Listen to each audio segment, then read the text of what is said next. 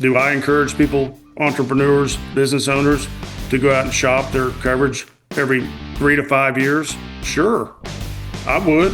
This is the PMP Industry Insider Podcast. Everyone, welcome out to another episode of the PMP Industry Insiders Podcast, where we take a look at what is changing in the pest and lawn industries, and we take you to the front lines to those who are driving those changes. I'm Donnie Shelton, owner of Triangle Home Services, which has Triangle Pest as well as Triangle Lawn. My favorite pest and lawn companies, might I add. And with me, reigning, I should say, a Florida resident, however, not located in Florida at the current moment, Mr. Dan Gordon. Dan, would you like to say good afternoon on this fine afternoon and introduce our sponsors, our guest, and our topic? Oh, did I just step on you? I guess. That's fine. That's fine. You do it all the time, so it's fine. Dan Gordon, PCO bookkeepers and M&A specialists. We specialize in CFO services for pest control and lawn care companies, and we also provide exit planning services, brokerage work for the pest and lawn industry.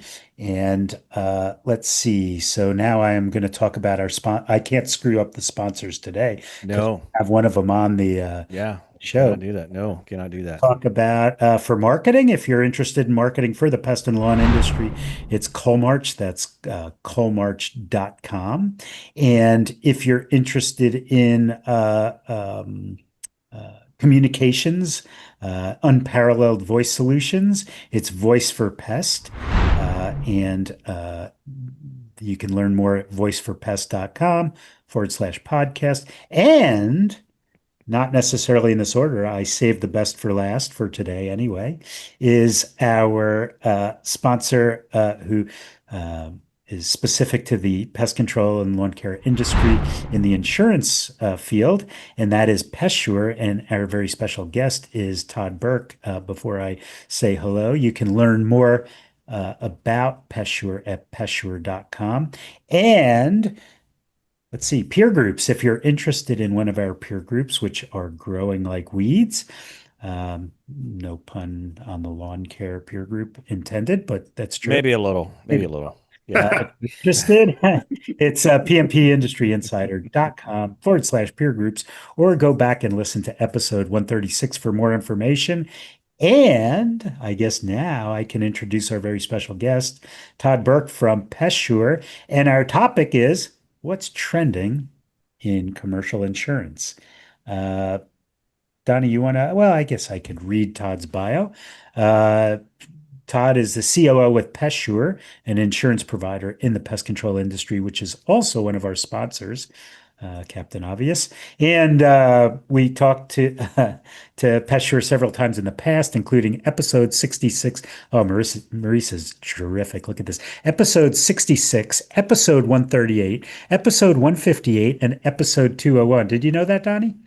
I did not know that, but I will tell you this bio is pretty thin. If for anyone listening, Todd does a fantastic job with PestSure. I've known Todd for over a decade. We use them here at Triangle. I really like their program. I think it's very valuable. I think it's valuable for the industry. So I think his bio is he probably did that, but certainly any questions you got concerning insurance, any questions you got concerning risk. I mean, these guys are the real deal. And again, we use them. I've been a part of their program for many, many years and love supporting it, love what it does. I love for me, the big one is that these guys know what we do. They understand our industry. I'm not worried about if I've got an issue, something getting squared away. And we have had a couple issues every now and then, and they've been very responsive and taking care of us. So for that, Todd, I will say thank you very much. Welcome to the podcast. Very, very grateful to have you on. Well, thank you guys very much. We're honored to be part of it, and thank you for the introduction. And we're going to get to spend, I guess, 30, 40 minutes talking about everyone's favorite topic, which is insurance. That's exactly right. What we try to do at PestSure is make it as painless as possible. I mean, this topic, going through your renewal process, getting claims paid, all those things. So when you think of PestSure, think of it as the pest control industry's very own insurance company. We've been around. We're an insurance captive, and we've been around for 45 years. We're in our 45th year, which is an amazing story in of itself. And we insure about 70 PMPs. We've got 16,000 or so vehicles, about 2 billion in sales if you roll everybody up, and then we've got about 800 or so million dollars in payroll that we insure. And this program started, not to bore everybody, but I mean the program started in 1980 because of what was going on in with general liability coverage. I mean, back in the day with the chemicals that were being used by the pest control industry were perceived by the insurance companies as, oh my gosh, we're going to run for the hills because if they're misused, these people are they're going to kill people and have big claims and all that. And so about 20 pest control companies got together and said, there's got to be a better way. So they formed their own insurance company, a Bermuda domiciled captive. And so it's been a huge success story. But what's happened is our captive lines are general liability, auto, and workers' comp. Our fronting carrier is Old Republic Insurance Company. They're an A+ rated admitted paper. So when you get your certificates of insurance, it says Old Republic on it. And you get that through doing business with PestSure. And so it's nice when you're issuing certificates to have one insurance carrier. A lot of people, most everybody that's not with PestSure on this that's listening to this, they've got different carriers. I mean, someone might write their comp, someone might write their GL and auto, or they might have a different carrier for everybody. But anyway, I don't want to go down that road too much, but it's important. We're the only place you can come and get those 3 lines with one carrier. So, so the whole captive thing, you explained it the last time. Explain what a captive is and why it's different than maybe another company, and then how does Old Republic fit into a captive? Yeah. So captives are, a very popular mechanism for people to kind of do an alternative risk structure for their company. And basically what you're doing when you think the captive in Bermuda and all that, please don't let that alarm anybody. I know it sounds like insurance, Bermuda. Oh my God, what's going on? It takes people a little time to understand the concept, but we're as much like buying traditional insurance from an open market as you can get. I mean, we're not asking for, investments up front. We're not, funding, and it's just you're getting a premium, and you're paying your premium, and it's as simple as that. It's the same way as you're experiencing right now. And the reason people get into a captive is because with PestSure, as we are our own insurance company, we have all those services. So we have a loss prevention person on staff. We have our dedicated claims teams, which is a huge deal. A lot of people might glaze over that, but we invest over $2 million a year just so that when someone comes in our captive, in our program, they have a dedicated adjuster for general liability and auto claims. They get to know them. They know your company. They can spell termite. They know they've been down that. We've seen everything over the years, and it's very helpful to have someone like that as a partner when you have a sticky claim situation. And then we have a dedicated work comp team. So I guess my point is saying is we've got resources. We issue 150,000 certificates a year in the program. All the things the pest control industry PMPs have to go through with compliance on their certificates, we handle all that stuff for you, and there's no additional charge to it. And so it's what a captive does is isolates you from the standard market swings. We are a more predictable model. If you have a bad claim, we try to humanize. This is a huge comment here. I mean, we really humanize the underwriting process. We do the pricing. I do the pricing for the GL and the auto at my desk.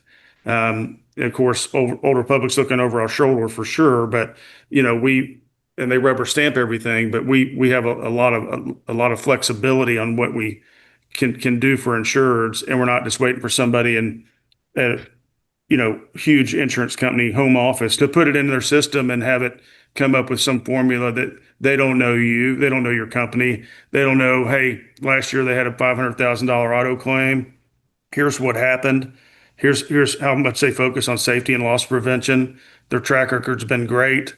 We're not going to go kick somebody to the curb or non-renew them for that, right? I mean, we're trying to be, but people come into the captive, they need to have the mindset that this isn't a 1 or 2 year decision. This is not, and there are people out there, and I'm not knocking them, and that's fine. But there are people that look at the insurance market as they can just use and abuse the insurance market and shop every year and all that. And well, there's only a limited number of carriers that want to write pest control to begin with.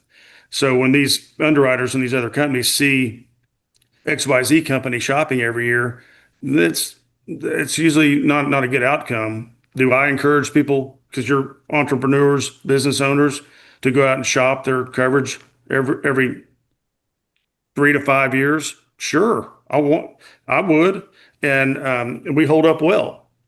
There are. I don't want to just keep rambling on. If you guys want to stop me, please do. But I'm very interested. okay. But yeah. So is this? Yeah. Anyway, so I they're just, what's happening is, let me just say it like this. I've never seen, and I might be repeating myself from a prior podcast, but even then, what was that, 6, 8 months ago? Even over the last 6 to 8 months, it's getting worse. The auto claims, the dollar amounts associated with those are getting worse. And I'm gonna give you one main observation. We really did a deep dive on, okay, what is really happening, and these, when you have a auto claim, before you'd have an auto claim, you kind of know what you had, and usually they'd be settled and off the books in about 2 years. I mean, your reserve may go up, there might be some medical costs associated with the claim or whatever. What these attorneys, that even like just 2 years, it's 2 years crazy to me that there's going to be 2 years just to get an auto claim settled. Well, and I'll give you a couple of examples where you think you've got to. Here's the word no one understands and doesn't like to hear. Okay, development, the claims development. These actuaries, we were working with the same actuary for decades, and what the biggest challenges for insurance companies like us is to get the pricing right so that we can have a prayer to break even or make a little money on auto. There have been so many insurance carriers that have left the market. They don't want to write auto anymore. If you had somebody, you said, go get me a couple auto quotes, they're going to have to go to the wholesale market. They're going to have to try to piece something together, and it's very difficult. And it's very difficult when you're at a lower deductibles. I mean, and most of our insureds are, our minimum deductible on auto and GL is $2,500, and we have some insureds taking up to $500,000. But most of them are. I don't know if the average. I'm going to say maybe the average is for auto. Maybe it's $20,000 or $15,000 or something like that. And a lot of people listening to this and say, well, I'm $2 or $3 million company, man, I can't afford, $15,000 deductible. Don't worry, because, you'd start in that 2,500 to 5,000 range. But we want people to have some skin in the game. Right. Now, if a larger insured says, I want to go look at the marketplace, and they want to take a $500,000+ deductible, well, the market opens up, right? I mean, as you would expect. There's still not a ton of people that want large fleets, but 500 per incident or 500 for the year? yeah, 250 to 500, no, 500 per claim. Oh, wow. Yeah. So basically self-insuring unless something crazy. Yeah, I mean, yeah, right. I mean, I mean, for a lot of those claims, you'd be self-insuring. But yeah, I mean, and so that's a different ball game, at the higher levels. And even there though, they're still, it's sort of limited. I mean, there's just not a lot of ways to structure it, but you can get it done. The insureds, we've had a recent, and not mentioning any names, we've had a recent program that we're seeing more submission that went away because the insurance company didn't want to do it anymore, so they left the market, this year, and so we're seeing a record number of submissions. Our phone is ringing off the hook basically because everybody's looking for a solution and they're just hard to find. I mean, So those, let me just clarify what you just said there, because I want to make sure our listeners caught what you just said, which is, and correct me if I'm wrong, but what you're saying is that the market is so difficult. The underlying paper, the real, like the backer, these guys, the backers are getting out of the market, and so that is having an effect where people have programs before, they may not be able to get insurance now, is essentially what you're saying. Like, is well, that they can get it. There always going to be somebody to write it because what there's in the insurance industry, there's something called the wholesale marketplace. It's for difficult, sticky placements, stuff that's very like apartments in flood zones and things like that, where you have to go to a specialty market, and you can get them done. But the pricing, right? I mean, the pricing, and I'm going to talk about that. We're not immune to having to raise prices, but I mentioned earlier we try to be more predictable, and we don't go in there and if the market would bear, 5 grand a vehicle, which I've heard up to $10,000 a vehicle, Five. Mhm. 10,000, Louisiana. I mean, I can tell you, I Five. mean, these are real examples. Looked at a deal that had 53 vehicles the other day, and they were paid a $530,000 auto premium. Wow. I mean, Oh my But wait, gosh. let's just go backwards because I'm not much of a math guy, but I'm just thinking at 5,000 a vehicle, I could have a fleet of 1,000 vehicles with my $500,000 deductible. And you guys are breaking even. If like, how often does a 500,000? I got to believe with medical claims, 500,000's not that far-fetched, is it? no, and I kind of didn't finish my point earlier. Sorry, but I mean about why the numbers are higher. Mhm. But these plaintiff attorneys they're holding these claims. They're holding them and they're keeping them open, and they're telling their client, go get another surgery, go get another surgery, go get another surgery. And they're tied in with these physicians and that world, and it's a scary spot. Now Florida's done something about that. Now that the plaintiff attorneys in Florida can no longer direct care, and they had to disclose that about a year and a half ago. The law that went in, maybe it's a little sooner than that, but anyway. But the week before that went into effect, we got 40 lawsuits within 40 claims filed within PestSure. I mean, in Wow. Florida, because that plaintiff attorney didn't want to they didn't want to not be able to didn't want to disclose that. So Right. it's just stuff like that. But they're holding them open longer. So you have a little fender bender, and you pay the 1,000, 1,500 bucks to get the tailgate fixed or whatever. It's why you have insurance, and then all of a sudden you think the statute's about to run, whatever state it is, say 2 years, and here it comes.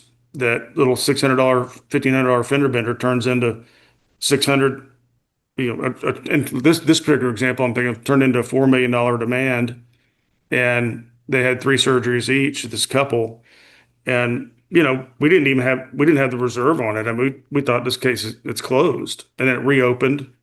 It reopened with the lawsuit. So these guys are, they're playing the game, and they're holding their cards a lot longer than they used to, for that very reason, to make the cost of the claim go up. And then we mentioned on a prior podcast, or maybe offline, I don't know, but now the private equity world's involved. Okay, And PMPs know about private you equity. know, you Listen to know, this. you know who I'm talking about. I mean, I'm not going to mention any plaintiff attorneys' names because I don't want to promote them but I just, I don't, it's a whole nother talk about that for hours. But it's a very depressing topic, talking about what's going on in that industry. But the private equity guys are, um, backing these. They have a auto claim. So your technician hits a motorcycle, or it's a bad deal. I mean, like someone passes away, or it's a pretty serious. We know we're going to be paying policy limits, right? Mhm. It's just a matter of how much, and the umbrella pays, and how much all that. So those really ugly ones, they'll get the private equity firms to back those claims and fund it. So these guys are I mean, it's happening. They fund the lawsuit, right, to keep the lawsuit going so they can up the settlement rather than somebody saying, you know what, this has been painful They enough. get experts, resources. I mean, they're in You guys make the investment. this is happening. They're in conference rooms every day across the United States. These guys are strategizing on how to milk these claims. Unbelievable. So just for our listeners, I'm gonna again, I do this because I want to make sure everyone just capture what was just said, which is this: there's a claim, and it's a bad claim, and so private equity is pooled investment money, and they're going to fund the actual lawsuit, meaning they're going to pull in experts, they're going to pay the attorneys, they're going to pay basically an entire army of people to go after the insurance company, with the expectation that the claim could go from 500 to say 4 million, and then they're going to profit from the additional claim monies, and that's how private equity makes money in that insurance game. That's So right. if I mean, so it's just kind of crazy to think that this is even legal, because insurance is not a for-profit in terms of like claim wise. It's not a business. It's not designed to. It never was designed to be a business. But that's what's happening, is it's being turned into a business venture. So, And a big one. and a big one. Yes. Yeah. Yes. Yeah, so we're fighting. That's a headwind for everybody. We're not isolating this just the pest control industry, but any service vehicles right now. And everybody knows this already, but your logo on your truck. It's a lottery ticket for these folks once they get an attorney in their ear, and all of them do. I mean, it used to be some people wouldn't hire attorneys; they just want their car fixed or Right. their medical bill paid or whatever, and you'd move on down the road. But so with that said, I mean, what can we do about it, right? So what we're doing is a captive. I mean, we've taken significant steps towards helping. The only way to make this go away is not have the claims. Well, that's pretty obvious. But so how do we do better? How do we do better? When you're in a captive, we're all in the same boat. We are all in the same boat. You work with PestSure. We're opening the curtain wide up to show you what's behind the scenes. Everybody should know this. Insurance is a mystery to a lot of people, and it shouldn't be. And but what we're doing with Linda Mediette, she's been on the podcast before. She's our director of loss prevention, and done a wonderful job for us for so many years. But we finally just said, the board of directors, who I report to with the captive, there's 7 PMPs owners well, there's 6 that are PMPs and then one outside guy that lives in Bermuda. But anyway, that are heavily invested, spend a ton of time, and they do a wonderful job for the program. And I am honored to work with them. But we sat there scratching our heads every year when we see auto results, and we're like, we raise these prices an uncomfortable amount for a lot of people, and we've tried to keep up with it. And what do we do now? And we have to continue to get rate increases, but we just said we've got to come up with the cell phones are the problem, and the distracted driving. So what do we do for that? And so we've gone as far as a cell-free zone. We want the trucks to be cell-free zones. And that includes hands-free. You can use your phone for GPS, but we want you to pull over and make the call between stops and not be down looking at your phone. And we've seen we rolled that out about a year ago, and we've seen already, and I don't have the numbers to share yet because I think we wanted to get kind of a 2 years in, but we're seeing a drop, and it's rear end collisions, by the way, is what we're trying to eliminate, because that's the majority. 50% or more of our accidents are rear end collisions. So if we can just focus on that area and eliminate 100 accidents a year across the board, or whatever it is, or more, that's a significant number, and that's what we're trying to do. And most everybody is really thinks that's a great idea and is adopting it with no problem. And we're seeing it. And I think that's where these auto carriers, these other insurance companies they're going to head that way too. I mean, I don't know about your personal insurance or what, but we've heard rumblings in the industry that, we might be a little bit ahead of ourselves here with our trend that we're setting on the sell-free zone. But I think that's going to end up being, I bet, unless something happens with tort reform or whatever, I think all insurance companies are trying to come up with the best way to reduce claims. And I'm not saying that would be every company will do it, but I think you'll see more and more of that. Well, But I one think thing I want to mention is, if you're listening to this, and I mean, what we've experienced here at Triangle is, just drive down the road and watch. I mean, how many times is it not daily you're seeing someone that doesn't start from the light, like the light turns green and they're sitting there for another 2 minutes or however long it takes? Are you watching someone swerving? So I say all that to say this. Most of the technicians that are coming in, assuming that they're new, they've not been in the industry, you have to train them because they're used to using the phone on the line. I mean, you know what I mean? Yeah, Like this is totally new behavior where it's like, what do you mean I can't use my phone when I'm driving? And it's scary. Like I used to bike. I don't bike anymore. Not on the road. For that very reason. It scares the crap out of me. Like I see right. how people drive right now and I'm like, there's no way. Now luckily there's like a there's like a trail near my office and my house I'll bike on. But here's my point that I'm trying to make for our listeners, which is this, is that you really need to pay attention to this because you want to make sure that you can remain insurable. And listen, it's not far fetched to say if I can't get auto or I have to go to wholesale to get auto, you might very well be out of business. I don't know how many people can afford a $500,000 renewal. Not too many people can. And having said that, it's a simple thing as having a training program, enforcing it. Right? There's the training part of it, and then there's the enforcing side of it. To realize that this is insurance is something that it's never sexy. It's not anything that most people want to spend a ton of time on. But the reality of it is that, it's something that can sink your business if you don't manage it. And certainly this is a behavior that you've got to get in front of because most of the folks that are coming into your business now, they already have the habit pattern of being on their phone when they're driving. So I just want to make that point because it's a critical point, I think. so Yeah, you had made the point, Todd, that if put together training programs and everybody buys in, right?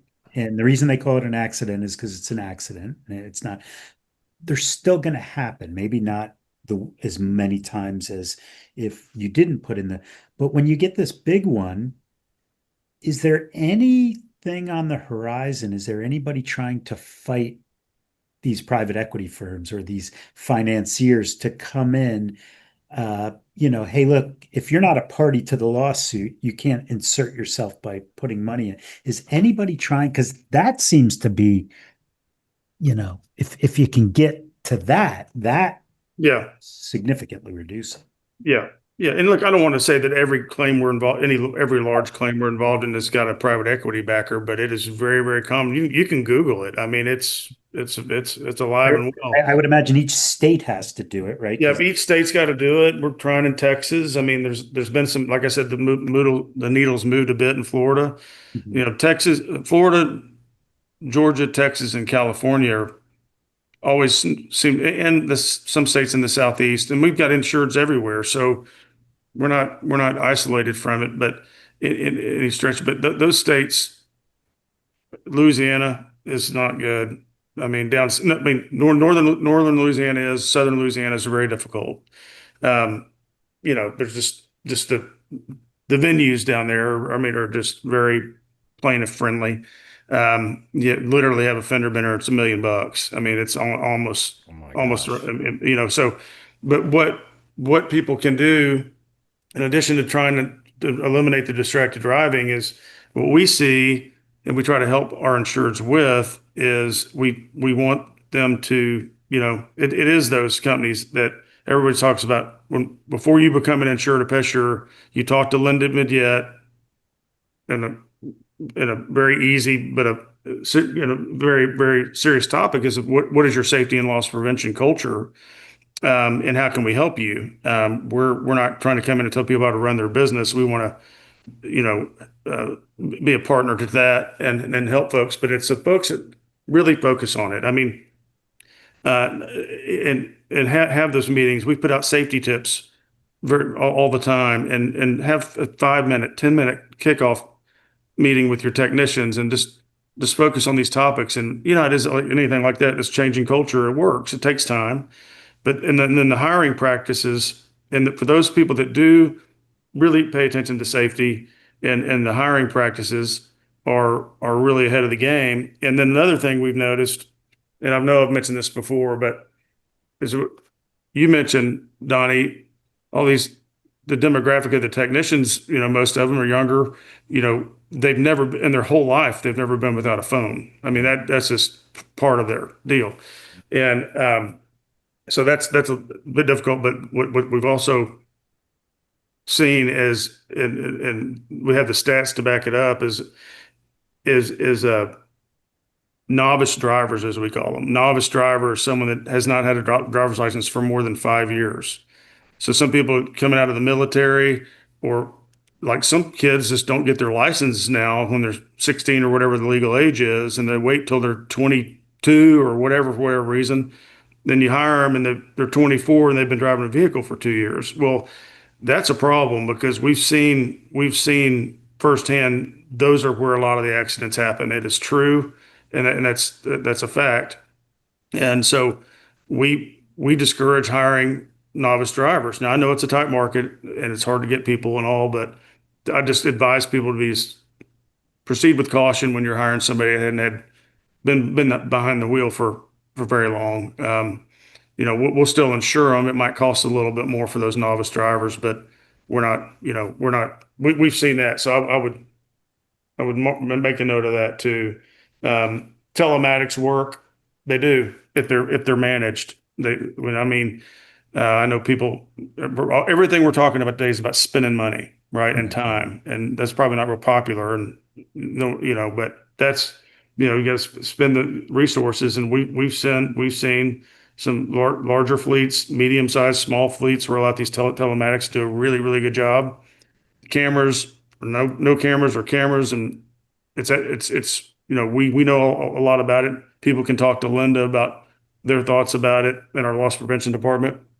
But if you're managing it right and you're actually have a policy in place, and Dan was speeding all day long, and he's not called into the office and said, "Hey Dan, why are you going 85 and a 50 all the time?" I'm just going to keep doing it, and your alarm's going to go off all the time. But if you don't have resources managing that, it's not going to work. But I think, and so. I hope I'm making the point that hopefully some folks express some interest. Happy to talk to anybody about it. And whether you're uninsured or not, call us. I mean, we're like I said, we're in the same boat. We're trying to help the industry. And this is about, and if should have started the whole thing with this, it's funny how your brain works, but we're not here to sell you insurance.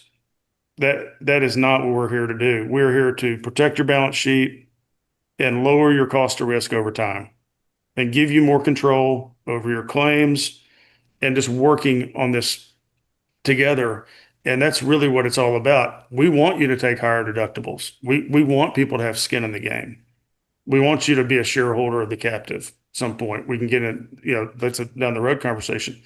But all of our insureds are shareholders. They own a little sliver of the captive.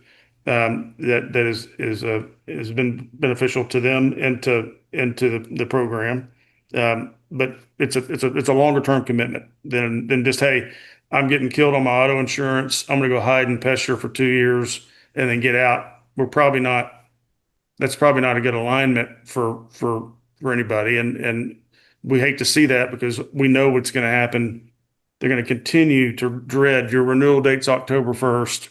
And they're just going to dread the August and September conversations about here comes the renewal again. What's going to be? Now, no one's had great news to share with anybody about what's going on in auto rates, but at least within PestSure, they're not as bad as most people are hearing. I mean, it's, like I said, we don't try to be the standard market. We try to be fair, but we've also got to try to price it right so we can keep offering the coverage. Right. That's probably too many words from me. No. I have a specific example that I came across actually a couple of weeks ago. we were selling a company, we were representing them, and the buyer in their diligence found out that they actually had two auto policies, one for the whole company, and then they had this guy who was there for 20 years. 3 years ago, got a drunk driving. And so the insurance was so expensive and would erase the whole thing that they got him his own personal policy. Is that legit? Can you do that? Like, yeah, it almost doesn't seem right if to isolate each person with their own insurance policy. Well, I mean, and I want to make it real clear that we're not coming up with the sell-free policy and making everyone adopt across the board the same one. It's customized for everybody's company and everybody's culture. So that's an important one. But there's and in some of those policies, if you have you three strikes and you're out kind of thing, get your top sales guy, and we've heard the story many times.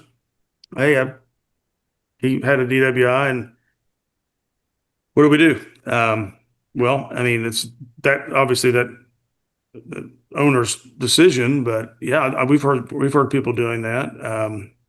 Is it legal? I mean, because are you, but like, but the thing the thing I don't know with that, here's what would make me nervous about doing that is you've got your umbrella policy, right? You've got your auto limit, PestSure, we've got our auto's $2 million, and then you buy umbrella on top of that. And I'm gonna get into that in just a second because that's one of the things I said. Uh, I think one of the questions was, what is some of the oversights from PMPs, and what should they be aware of? And I'm going to say it again. I've said it before, but what would happen there to me, and hopefully the agent that's working on it, make sure that if that guy that had the DWI gets his or her own policy, that the umbrella still sits over that, because they may not have the right limit to attach. And if that business owner is saying, I don't care, he's our best sales guy, I don't care what he does, and wants to run the business like that, proceed with caution, because if that guy gets in an accident, you're going to put the company at risk, because that umbrella it may not attach over what you think it does. Right. So if it attaches at 2 million and I have 1 million. Yeah. Let's say I have this crazy claim. Yeah. Is my exposure 1 million because it'll pop in at 2 million, or no, it doesn't even. No, it wouldn't even be in effect, because the requirement of our umbrella programs to attach it to. Okay. Now, we see people where on larger fleets, we might, our umbrella partner might, like if you have over 500 vehicles, they may want a 3 million attachment point. They may want a 4. And so what's happening is then you got to go buy those buffer layers to get it up there. And those are expensive. I mean, several $100,000 for 1 million in coverage a lot of times. And so some people are saying, well, I might just self-insure from 2 to 4 million and then take it up to 4 and hoping nothing happens, which it's a scary thing. And people have done that. They've won and they've lost doing it. But that's it. And I wanted, while I'm talking about the umbrella, is just say, and again, we're not trying to spend more of people's money, but it's protecting the balance sheet kind of, to buy the right umbrella limits. Don't, particularly on smaller insurers, $2, $3, $4, $5 million companies. I'm not saying they're small. Don't get me wrong. I don't want to offend anybody, but on a smaller, once they qualify for a program at 2 million, 3 million, 4 million, 5 million is about when everybody starts waking up on the insurance thing, because they're like, wait a minute, I've grown my business from 2 to 4.5 million bucks in the last 3-4 years. Now I'm really spending money on insurance. Yeah. And then we start having the deductible conversations, and we talk, okay, it's okay. Here's how we're going to manage this moving forward. And that's when they wake up. But a lot of times we'll see those companies that are severely underinsured on umbrella limits. And, we got the benchmarking, and tell you about where we would give options, for that size company. We would say, here's a $2, $3, or $4 million umbrella option or whatever it might be. But and as they go up, the 5 million, the insurance carriers are really mainly concerned about the first few million because that's usually where a lot of them fall. Mhm. Once you get 3, 4, 5, an umbrella, the pricing will become more attractive. But that first few million is really expensive to buy. But that's one thing I will tell you that it's scary how many people we see that don't even want to buy up to a $2 million limit. And I'm not, I mean, we've seen real life claims that have been super scary for people in their businesses and not all the time, but the numbers are just getting bigger. We're seeing, with 7, 6, 7, $8 million claims and not frequently, but we've also got some big GL claims, some missing termites and those types of things. But general liabilities for the industry, and I'm talking about these other insurance carriers, everybody's doing pretty well on GL, general liability. I mean, people are making money on general liability, but they're not on auto. So Yeah, let's wrap up. So if looking at like where the holes could be, the blind spots, like you mentioned, obviously making sure that you have an umbrella and that you've got an attach point and that matches, right? yeah. And that you're there.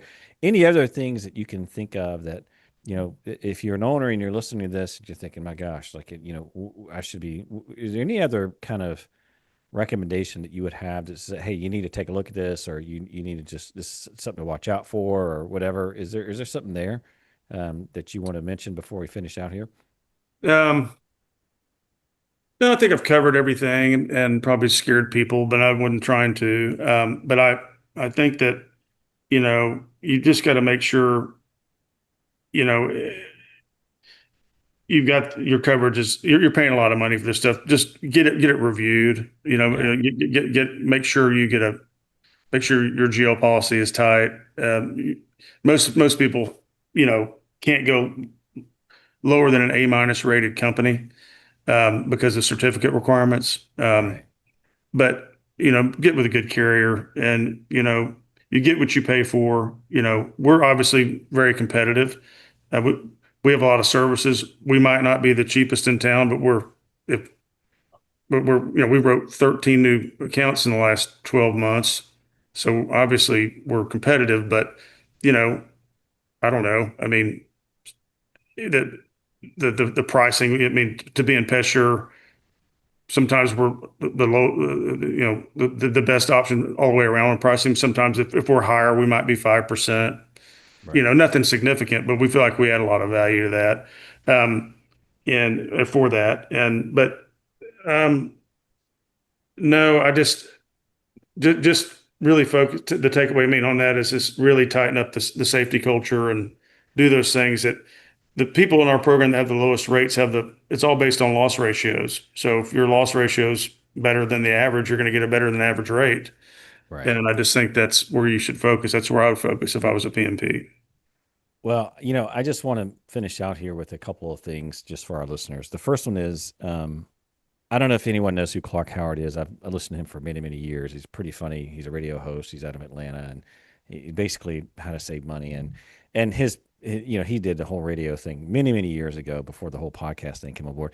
But anyway, his whole thing was how to save money. But I never forget, he always said this. He said, you can pinch pennies in a lot of areas, but insurance is not one of those areas to do that.